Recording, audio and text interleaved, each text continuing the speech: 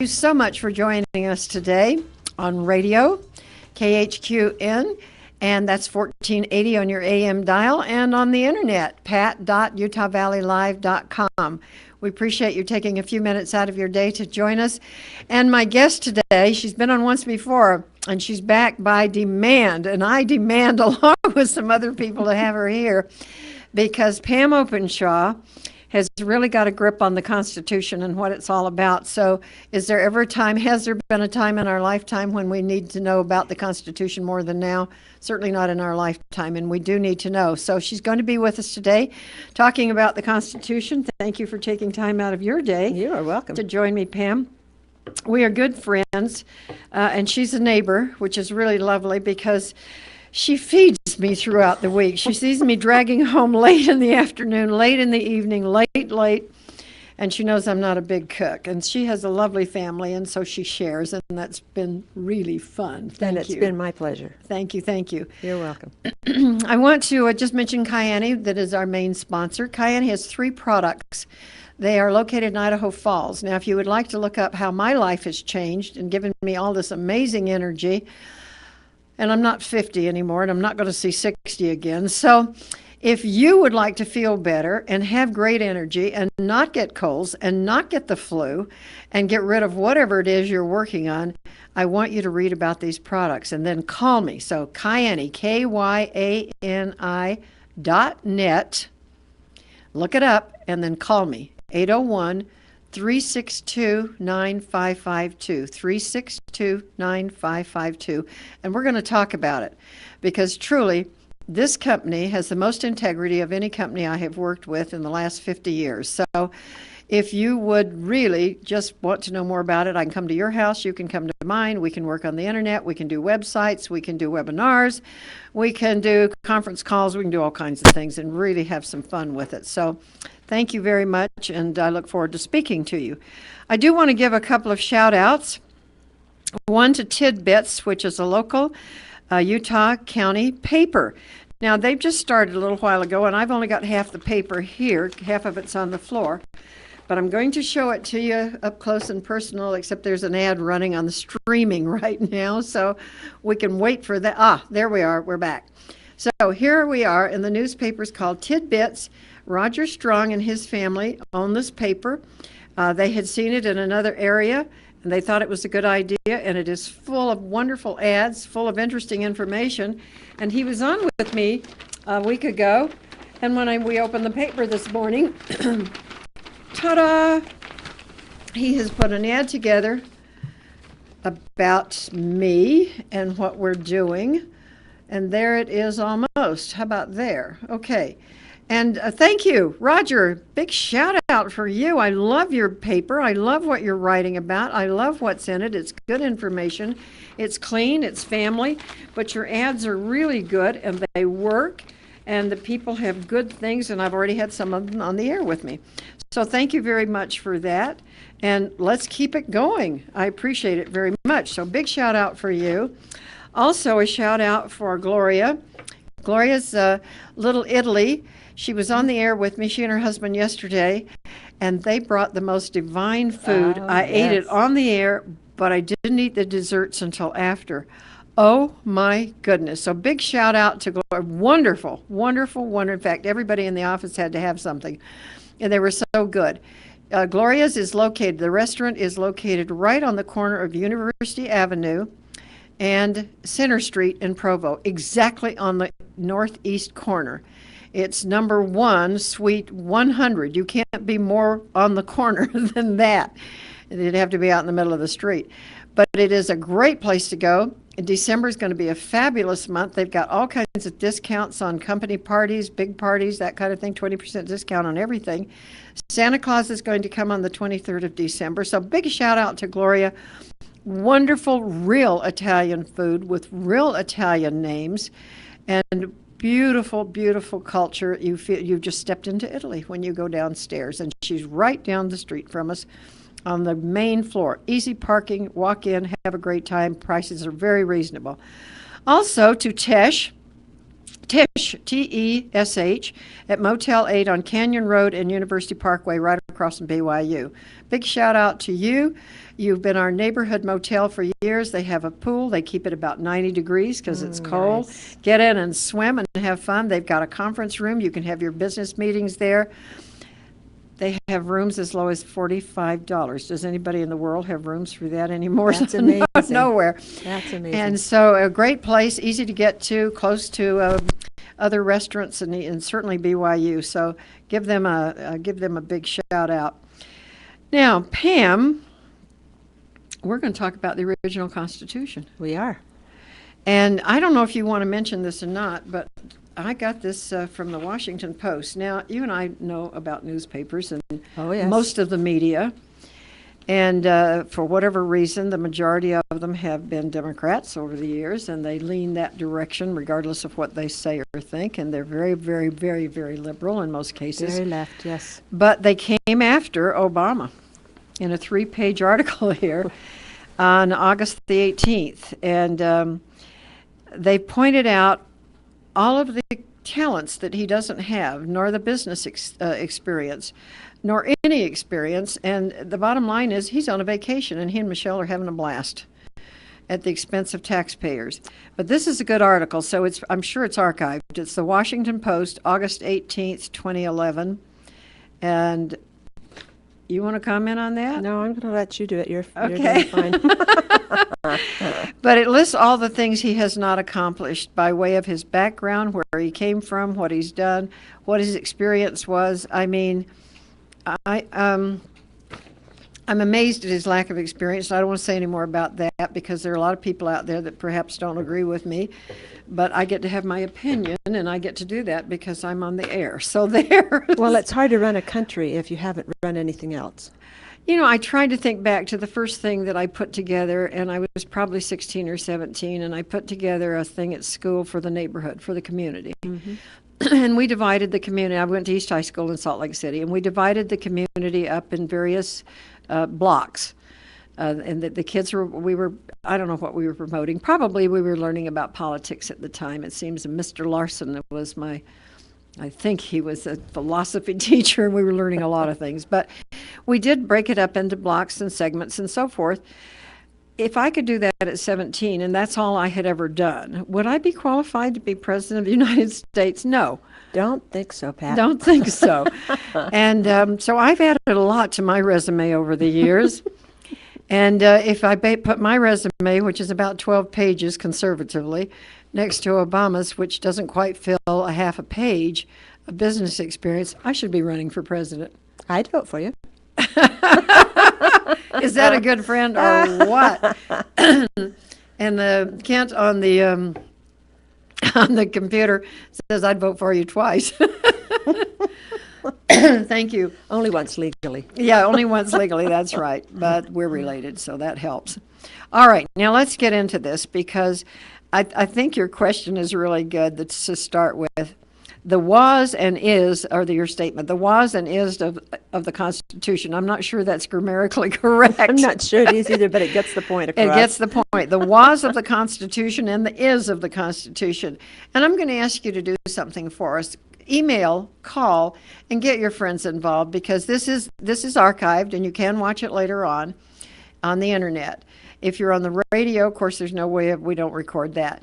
But call your friends and get them to listen up because if you care about our country, if you care about our community, if you care about your neighborhood, you want to know what to do when it comes to voting time. I'm going to say this once again. We have more registered voters per capita in Utah than any other state.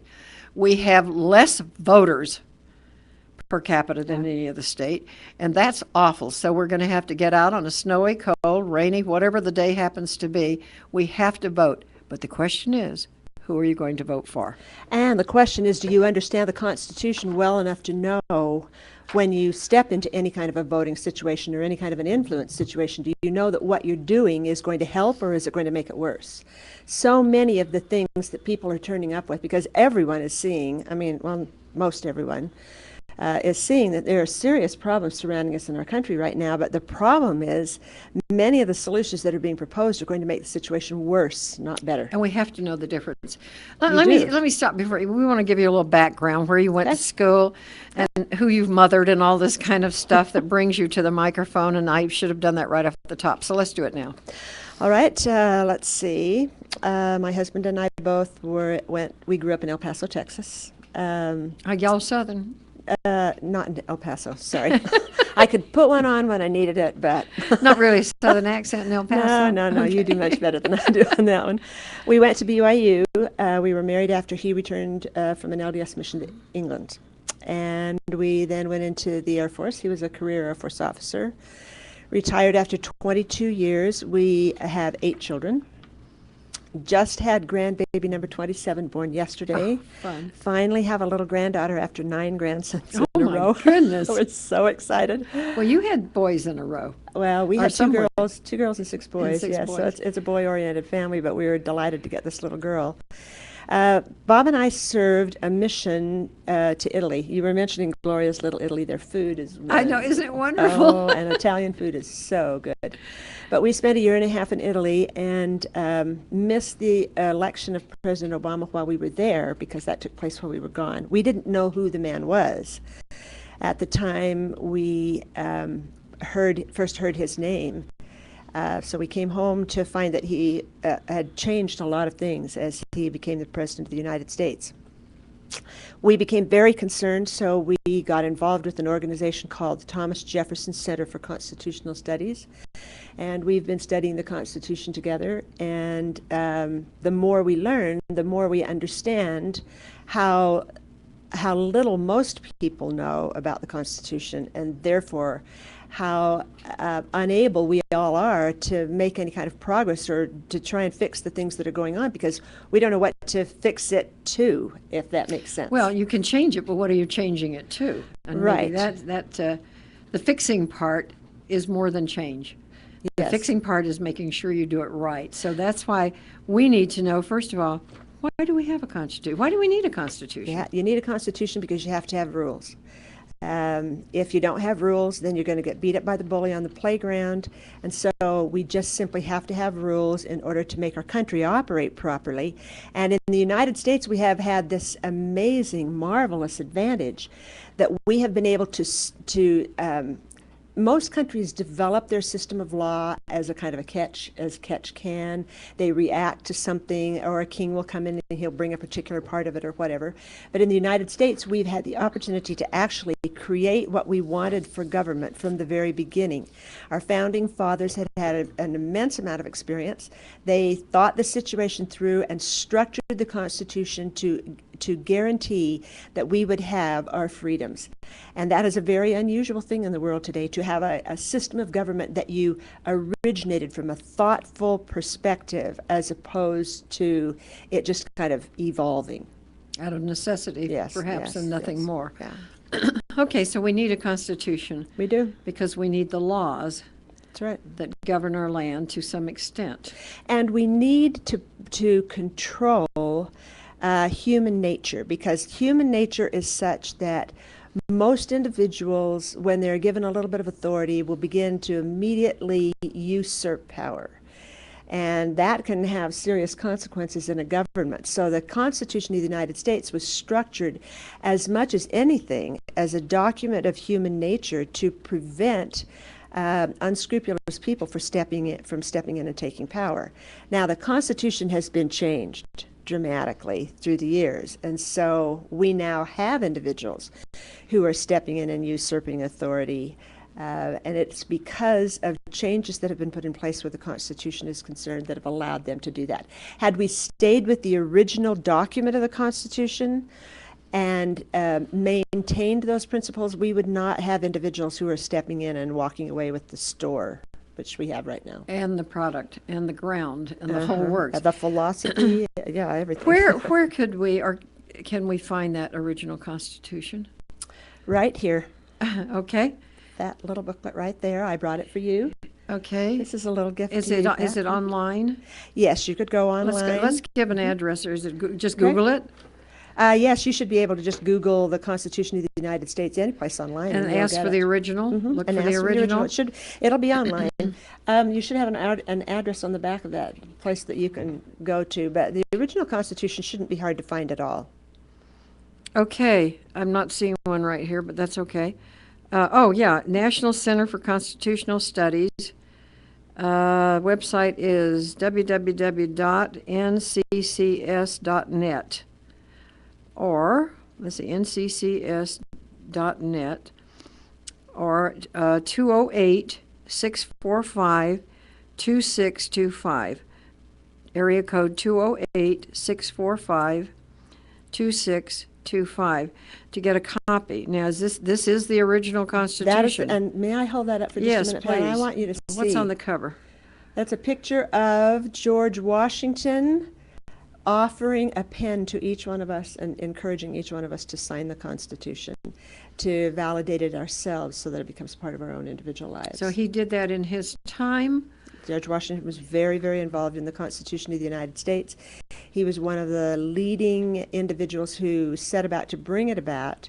In fact, we probably would not have had the Constitutional Convention of 1787 if we hadn't had George Washington. That's interesting. Amazing. This is a very small booklet. You can read it in, what, a half hour? Oh, easily. And it's not even all the Constitution, probably about 2/3 of it. Now, compare that with what we know, for instance, that the new health care bill.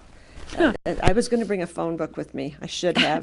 Compare the phone book, which is just setting forth, theoretically setting forth the new health care law, and this. The Constitution of the United States can actually be reduced, if you put it in small print, to just a couple of pages, computer-sized pages. One of the pages in the back of this says, as a citizen, I will sign the Constitution pledge, learn about good government, be grateful for my liberty, teach others about America. I as one of we, the people. That's right. And Oh, my goodness. Well, everybody should have this in That's their right. pocket and study it. But this is only part of it, you say. No, that's the entire This is Constitution, and there are other things included. as it was at that time. Declaration of Independence is in there and the like. What most people don't realize is that we don't have the Constitution that we started out with. It has been substantially altered in some very fundamental ways, that we've destroyed the checks and balances, and we no longer have the inalienable rights that we originally had written into the Constitution. Some people would ask, what is an inalienable right? Well, an inalienable right, some people call it unalienable rights. Either pronunciation is correct. Those rights are the rights that come to us from God, and those rights which, if taken away from us, we would have, the individual who took them from us would have to answer to God for having done so. Ooh, That's the best definition I know of for an inalienable right. my goodness. And the Constitution was Let me ask designed to this. preserve With those. this many people around, how did it get changed to the point where it was practically ineffective? It's just simply not effective anymore. And it's so distorted. It is badly distorted. I'm not sure that I would say, though, that it's ineffective, because a lot of it is still working. We are still the most prosperous nation on earth, and we do still have a lot of freedoms. A lot of them have been taken away, and they're disappearing on a daily basis. But the reason we've had this distortion arrive in the Constitution is just because one little step at a time, it's been taken away from us. And the people of the United States, instead of standing up and defending the Constitution and insisting that their elected representatives continue to carry out the Constitution, we haven't done that. We've been asleep. We've all sat back, myself being one of them. I didn't become constitutionally involved until probably the last several years. Our parents, our grandparents, starting back about the beginning of the 19th century, there's been a serious move to change the Constitution. And they've done it just one little step at a time, and people have just tolerated one little step at a time and not done anything about it. Do you remember a book called A Nation of Sheep? Oh, no, but that sounds like a really good title. I read that years and years ago, and I just suddenly thought of it, and I thought, I'm going to find that and reread it, because that's what it was about. We simply listen to what's the easiest thing to do, and then we do it, and sometimes we don't because somebody else will. And then, And too, so we you have, leave it up to somebody else will. well, each generation is born into a situation where the Constitution has been distorted, and they accept that as normal. Okay. So they go from starting point where they're born, and then watch it diluted even further. But you have to go back to the original Constitution given to us by the Founding Fathers in order to understand what the freedoms were that we were really promised. That we don't have. That we don't have anymore. So the Constitution was designed as a document to put a limit on this usurping tendency that individuals have to take over the Constitution. So if we go through the Constitution itself, let's go through the 7 different articles of the Constitution and talk a little bit about what each of them is. Are we going to start with what is now or what was? Yes, we are going to start with what was. What was, the way the Constitution was. Keep this title in mind, the Constitution as it was, as it is, and as it must become again. Okay. Right? We want to go back to the original Constitution. That's what the Thomas Jefferson Center for Constitutional Studies is designed to do. It is designed to take us back to the original Constitution so that we can have our original freedoms. But it's up to us. Oh, yes. No one else is going to do this. No one is going to do it. In fact, I was thinking about that as I was on the way to the studio today. What would happen if you planted a garden, put the seeds in, and walked away and just simply left it? You didn't water it, you didn't take care of it, you didn't weed it. What would you end up with? It would not be what you wanted. What would you do if you bought a car but you never bothered to put any gas in it, you never bothered to turn the key and drive it down the road? It wouldn't accomplish what you wanted it to accomplish. Well, basically what most Americans have done with the Constitution is they've said, oh, goody, we have a Constitution. It's going to keep us safe. It's going to keep everything sound in our country, and they've walked away and they've not tended the store because the American people, the way the Constitution is set up, the American people are responsible for supervising, they're responsible for electing representatives and then supervising them and making sure that they do the things that they were assigned to do. And most of us didn't do that. Nope. We just put them in place and then we walked away and left them to do whatever they're doing. And then when the newspaper articles come out, we say, oh, my, no, we don't like that. And then we press right on, get involved in our daily lives. Well, we say our prayers that everything will be okay. And then don't do anything. And then don't do anything to make sure it is okay. That's right. I'm going to take a little break here and let you know again to our audience out here, if you're watching on pat.utahvalleylive.com or on KHQN 1480 on your AM dial, which is a local station in Utah Valley. A couple of things I just want to share. First of all, thanks for being with us today. Pam has enough information that she could come on once a week and keep this going till voting time a year from now. And I would really like to see her be able to do that. So if you're in a situation to be a sponsor for one show for once a week from now until next year, would you please contact me at 801-362-9552. If several of you come aboard and sponsor, that would really work out not to be a hardship because we have an introductory offer. We've just been on the air a few months. And so right now it isn't very costly. The price goes up January 1st, and so we'd like to have someone step forward and help with this. And I haven't asked this anywhere else on the radio. We are not a nonprofit. We are for profit eventually, and it will come. And we've had wonderful guests on, but I feel that this is so important that we should get involved. So if any of you are in a position to help out for 1 hour a week, I would certainly appreciate that. All right, now let's do this. We're down to defended the inspiration, the Constitution. Oh, let's go with the was. We're doing the was. This is what the Constitution was. Okay, let's do the was, but let's come back to the inspiration part when we're done All right, with the was. Okay. Do you want to do it now? now? Yeah, let's do it. No, let's do it that way. Let's tell us what it was and then how we got there. All right, so the Constitution basically has 7 articles. The first article deals with the legislature, and it establishes a Senate, which is to mind the affairs of the state, and a House of Representatives, which is to mind the affairs of the people. Then the second article of the Constitution is the executive, explanation of the executive and a detailing of the powers of the executive for the United States. And there are, brace yourself for this, Pat. So this is the executive branch. The executive branch. Okay. And there are exactly 6 duties delegated to the executive under the Constitution, not the 250 or so that responsibilities that right. we've given him now. It's basically 6 responsibilities. And Articles. You just joined us. We're talking about the original Constitution. That's the original. Okay. Mm-hmm. Then Article 3 is the judiciary, which is designed to be the watchdog. The responsibility of the judiciary is to make certain that the Constitution is followed, that all laws that are passed are constitutional. Is anybody watchdogging that now? Well, no, because the Supreme Court has basically abandoned its function and has begun to create law. In fact, in 1925, in a case called the Butler case, the Supreme Court made a decision on that's altered virtually everything that we do about the Constitution, and it's altered our funding and the like, because the Constitution was designed to put tight reins on the federal government. We wanted a very limited and very controlled federal government with the power going to the states. But in 1925, in the Butler case, the judiciary, the Supreme Court, with their decision, authorized the United States federal government to spend any money they want on anything they want.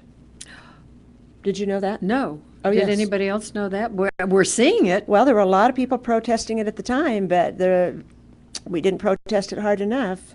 And it's pretty difficult to change anything the Supreme Court does anyway, and so that was a serious infringement. So now we have judges sitting on the Supreme Court who are legislating and not just fulfilling the function that the Constitution designed for them. That's interesting. It's very interesting, and you see a lot of problems with that. But now, Article 4 in the Constitution is the rights of the states. It defines the relationship between the states and makes sure that they do not infringe upon each other.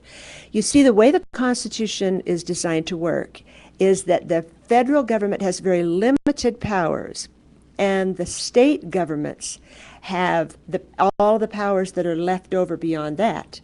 So you have the states really, under the Constitution, were given a lot of power. Now, we have to have government, we have to have controls, we have to have regulations, but most of those were designed to come at a state level, because operating at a state level, people can influence those laws and regulations. They have a voice. They have a voice because a state is a small entity. It's 1/50th, of the entire nation. But as soon as you take the lawmaking capability mainly to the federal level, then people lose their voice. It's just too big. They can't affect a change. And so the Constitution was designed for the states to be strong and the federal government to have very limited responsibilities, mainly those that extended to other countries. You see how we have seriously distorted that, Well, because the states have very little influence somewhere along now. the line needs to be answered.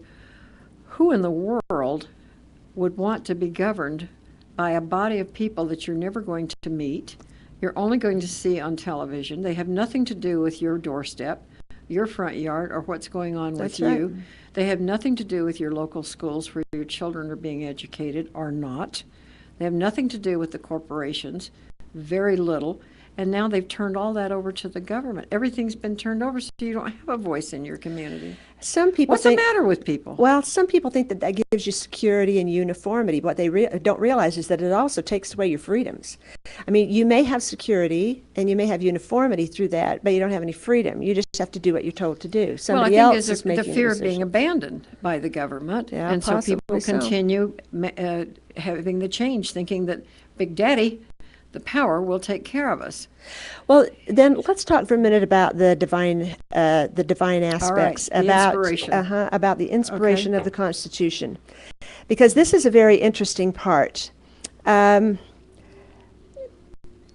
God has established a pattern for government, and a lot of people are not aware of that, but God's had a great deal to say with what kind of government transpires, and he has let us know what is his stated form of government, what he prefers in a government. There's only been one system of government given through direct revelation from God. Did you know that? Do you know where it is? Most people don't. It's I'm going to say the Bible. Exactly right. That exactly right. It's I in the do Old remember Testament. that from a class somewhere, but then you have the problem, and I'm interrupting here, but you do have the problem of those that don't believe in a divine or God or any kind of superior or super creator watching over us. Well, then you come down to the question of inalienable rights, because if you don't believe in God, you end up asking, where do our rights come from? If our rights aren't coming from God, inalienable rights coming from God, then who's giving you rights? Those rights then come either from the government, or they come from a king with the divine right of kings and such as that, and they can then be changed at the whim of those individuals or bodies. Who are in the leadership. Yeah, and so you don't have any stable rights if you don't believe in God. Okay, let's go back to what you started to say, That's where a you pretty find this serious in the Bible. statement, That is yeah. pretty serious. Okay, so Exodus, Leviticus, Numbers, and Deuteronomy outline the system of law that God gave to the ancient Israelites. Now, interestingly enough, back in about 450 AD, you have a group of Anglo-Saxons that went into Britain to help defend Britain. They had the same form of representative government that was found among the ancient Egyptians. That system of government was a representative form of government. The ancient Israelites had it. The ancient Anglo-Saxons had it.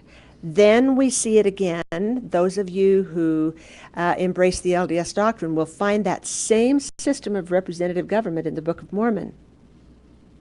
In fact, there's a great deal about government in the Book of Mormon.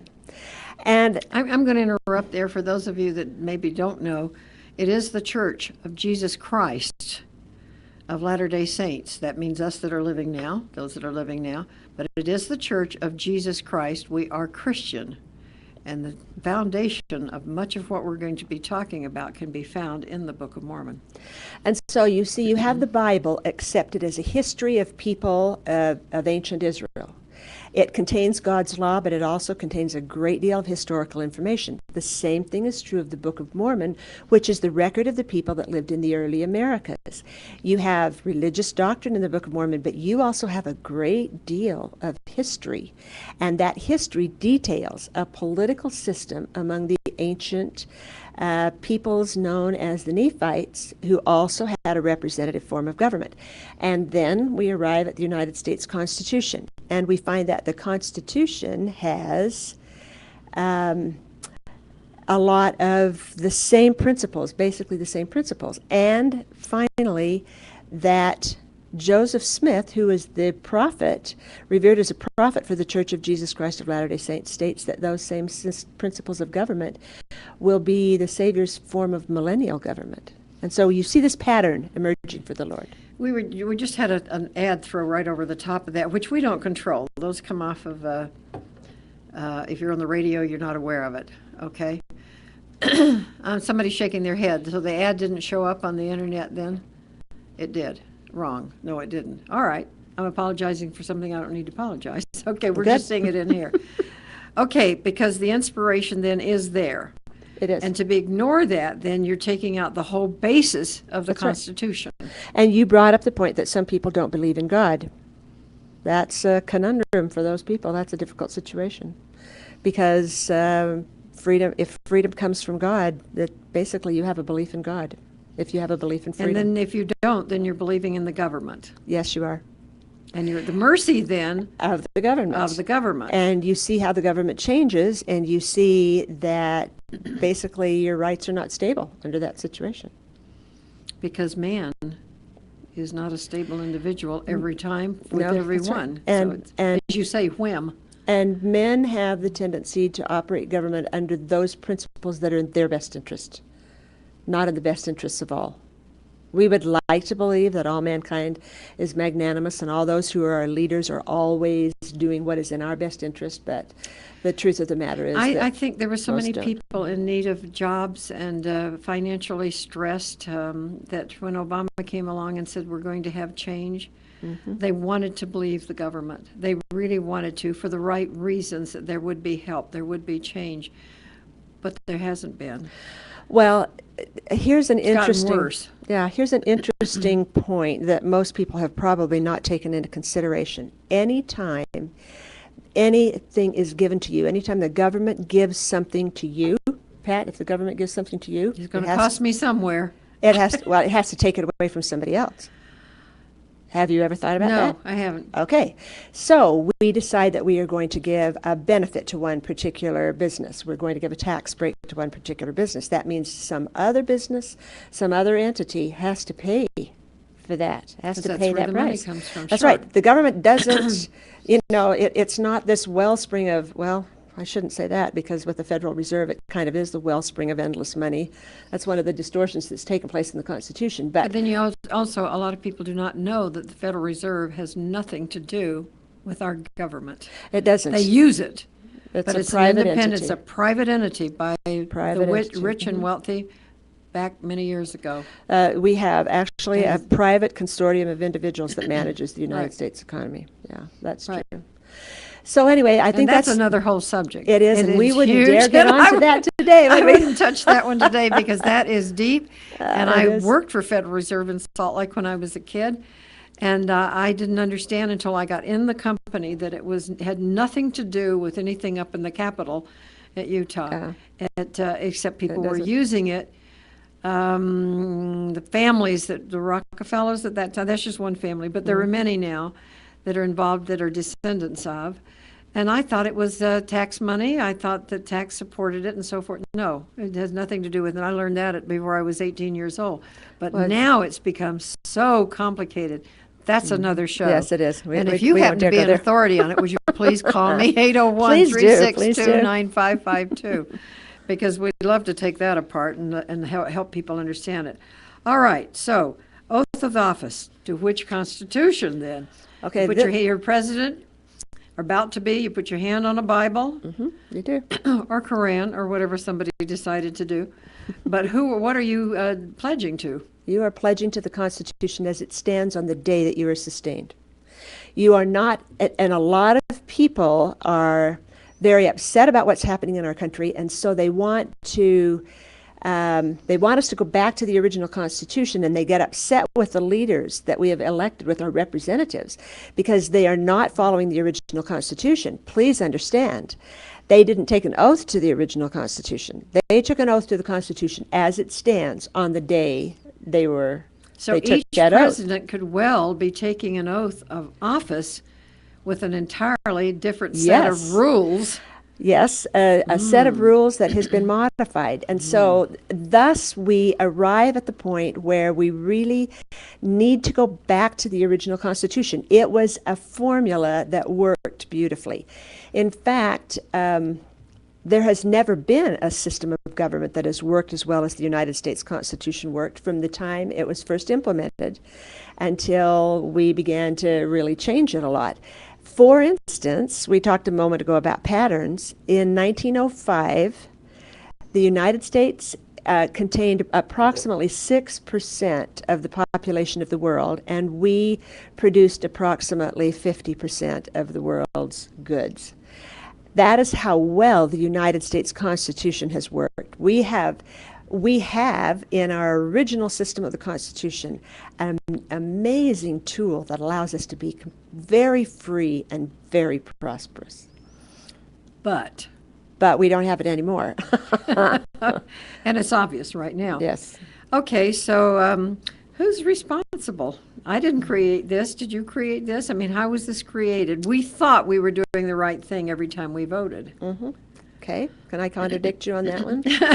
You and I did create the problem, and that's the problem, is that you and I created the problem. Along with our parents and our grandparents, we have what is called a democratic republic. That means that the people have the power to elect representatives and then supervise those representatives. So how did we get the situation we have right now? We got the situation because we elected them and then we didn't supervise them.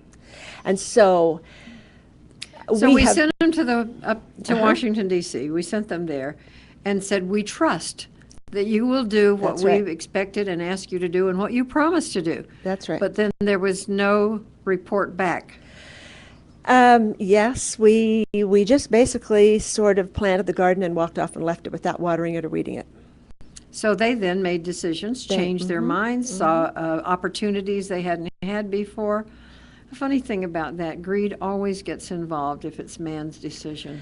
It does, and And you have some pretty well-placed, very politically well-placed and very economically expansive organizations in power powers that saw the opportunity to use the Constitution of the United States and the people of the United States to further their own goals.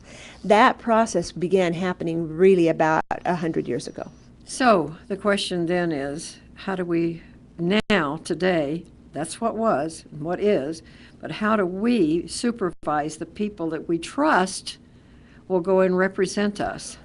Well, that is a hard question.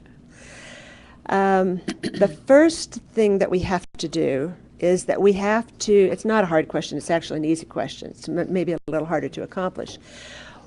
Before we can really accomplish the purposes that we need to and take ourselves back to the original Constitution, we need to know what the original Constitution was. We need to understand the Constitution. We need to understand the Founding Fathers.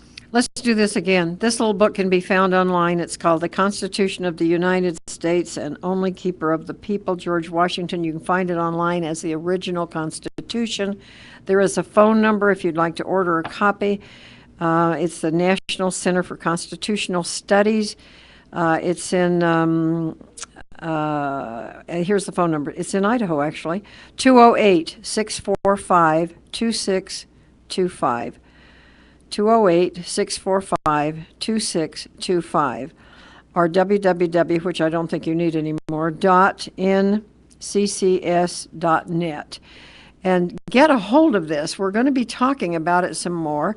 We're looking to a couple of you to sponsor Pam so she can come on, and we can take this thing apart page by page. I'll learn along with you, and it will be a great experience over the next year. So everybody should have this in their pocket and learn this thing. Yeah, they should. Or we used to memorize this stuff in school. Can we still do it? Oh, they aren't teaching the Constitution in school anymore. Stop. They have watered. They have watered those entities and individuals that want to change the Constitution and that want to change our country into something that it was not, was never designed to be, are very well funded, and they have made some serious, that's another topic, Pat, for another day. I mean, seriously, we could spend a full hour talking about the changes that have been brought about in the educational system. But our school children today are not learning the Constitution. Well, they're not being taught the Pledge of Allegiance. They can't have prayer. Right. Remember when you were going to school, we had prayer? We thought that was neat. We had prayer, and we stood up in our cute little shoes and clothes, and we put our hands over our hearts, and we had every morning Pledge of the Constitution, and Pledge of Allegiance. I was so so lots of surprised things to learn have gone away. We're not doing that anymore. And it's all in the name of who we might offend somebody. Yes, political Blessed correctness. be. Let's offend them. Has stepped into our world with a vengeance. So you asked the question, what is it that we can do about this? Yeah, how can we fix this? How can we fix this? The number one thing that we have to do to fix it is that we have to become educated and aware.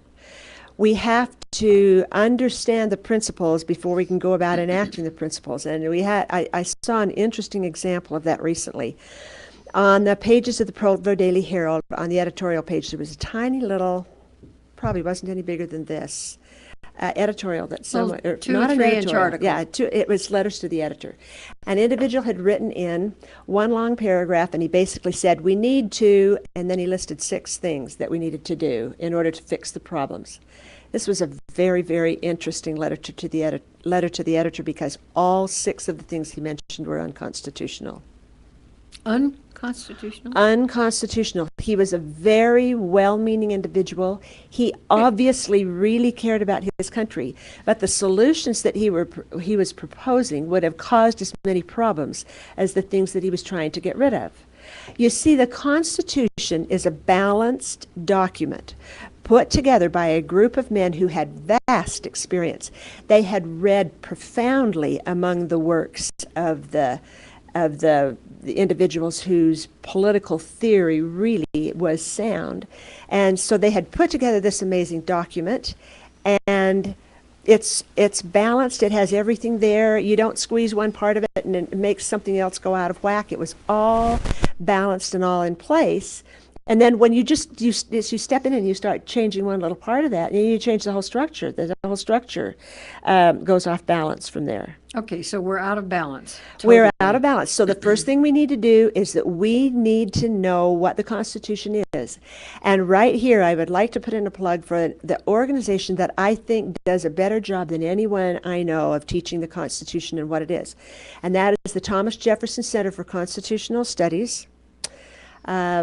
They have a substantial number of materials that would help explain the changes that have come about in the Constitution.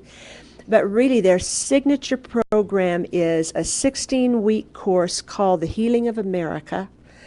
The first 4 weeks of the series is what leads up to the actual writing of the Constitution. The second 4-week series is the Constitution itself, and I work with the Thomas Jefferson Center, very impressed with it, I know it well.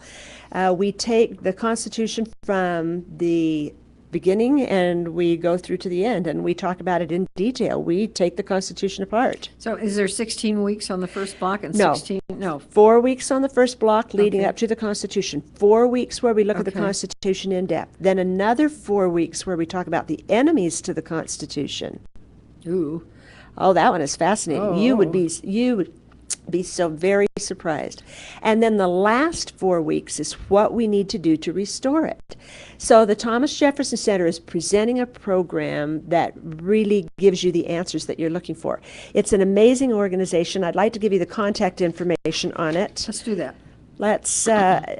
You would need to contact a man by the name of Dan Vance. I'll give you his telephone number and his email.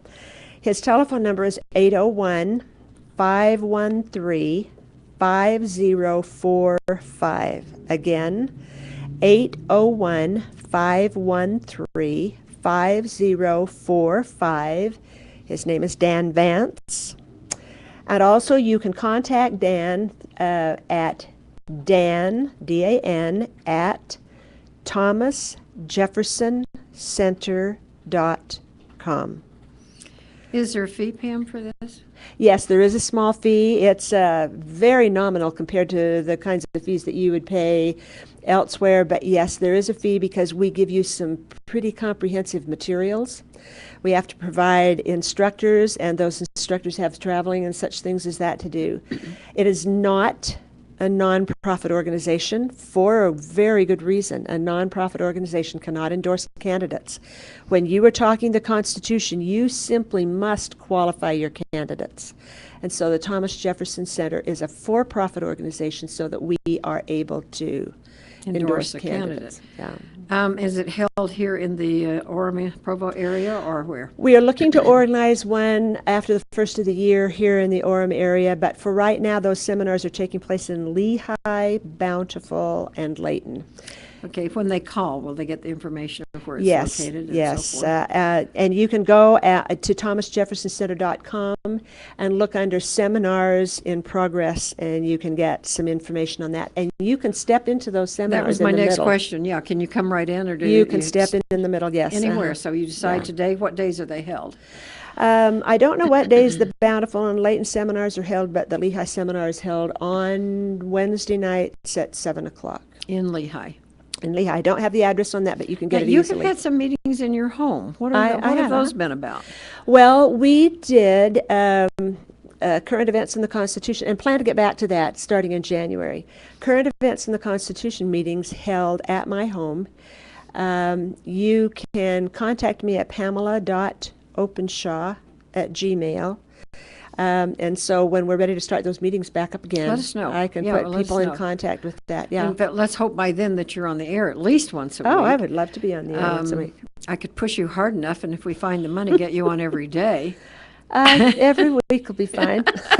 I have many other things that I do. One of the things that I do is that I study, because that's a part of, also a part of what we're about at the Thomas You actually put Jefferson time Center. aside for just this We put time aside, we try to read 2 hours a day. on the Constitution or On something related. constitutional issues, on the enemies of the Constitution, on the history that led up to the Constitution. Yes, I have a stack of books at home about this high that I'm working on right And now. she's working on them. Okay. I'm really curious. Here we are at Thanksgiving time, and one of the things we have to think of on the top of the list, we're grateful to have been born in this country We are. and for the rights that we have. But as you've been talking, I thought if we do not defend those rights, there is a war going on, and if we don't recognize that about the Constitution, then it will roll over us and we will become dust in the path. That's right. Because truly, Well put. if we don't stand up now to defend what we believe and then to learn what it That's is right.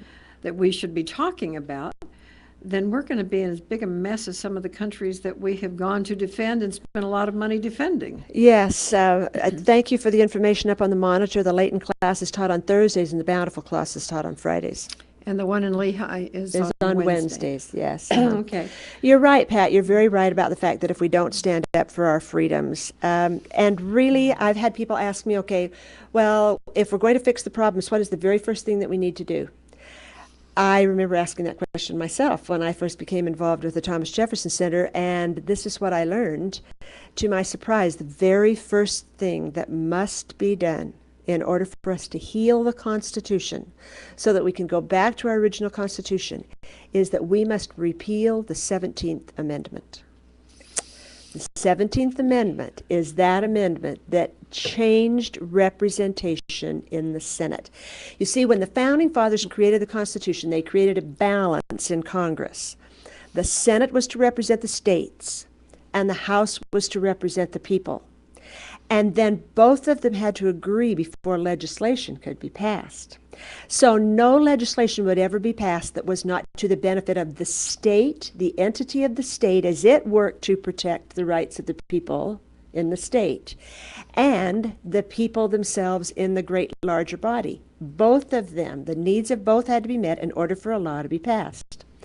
But in the early 1900s, I believe the year was, 1900s, and I believe the year was 1913, the 17th Amendment was introduced, and that elected our senators by popular election. So they now represent the people just as the House represents the people. So you now have the Senate and the House, both of them representing the interests of the people, and nobody is representing the interests of the states. Therefore, anything that can become popular among the people can become law, because nobody but the people are sending representatives back to Washington, D.C. Oh, my goodness. You see, So we had the first big change in 1925, but this was before that, you yes, say. yes, we have two. This was prior to that. Yes, the 17th Amendment was passed in 1913. 16th Amendment was also passed at right about that same time, and that was the amendment that allowed the federal government to collect income tax directly from the people. The Constitution said, no, you cannot. The federal government cannot go directly to the individual and collect money. The federal government cannot put its hands in your pocket. But then we passed the 16th Amendment, which allows the federal government to do that, and therefore they have an almost unlimited supply of money. And then the Butler case in 1925 allowed them to use it for whatever they wanted. And so now you have a federal government very much out of control because it can get to your money, it can use your money for whatever it wants, and the people who are elected to protect you from all of that are only representing the popular vote. Oh, ouch. I know, it's an ouch. It's a serious ouch. Owie. Owie, it's an owie. What did we say that with our grandchildren? Yeah, I'm telling you. It's an owie. It's, who knew? Maybe somebody did, but I didn't, and I'm a fix-it person. So one of the reasons I want to have you continue is because we look at ourselves and say, well, I'm just one person. How can I make a difference? But I've seen too much happen when one person decided to make something happen. Now, we've seen it in the streets around our United States, which I never thought I would see after the 60s. And we can see what can happen when the people take over. But we also see what happens when the government takes so much away that people lose their homes and they lose their income. And because of that, they can't eat, marriages break up, children are on the streets. I mean, it's just disastrous. And We're in the middle of it. And businesses are regulated to the point where they leave the country, and there go the jobs with them. So again, I want to point out that the first thing really that an individual needs to do in bringing about a change is that individual needs to be educated as to what the original Constitution was, so that we begin working toward what we know works. We know the original Constitution worked. It worked for 150 years beautifully, giving us the greatest freedom and prosperity that any nation on on our planet had ever had. So we need to go back to that. We need to go back to All the right, original I'm going to Constitution. give this one more little pitch here. The Constitution of the United States, as it was originally, is available.